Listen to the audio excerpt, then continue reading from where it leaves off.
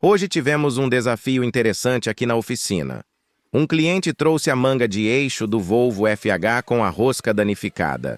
Era um trabalho delicado, mas sabia que com a técnica certa daríamos conta. Começamos analisando a peça para entender a situação.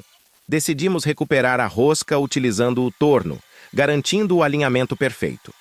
Foi um processo que exigiu cuidado e precisão, mas o resultado ficou impecável.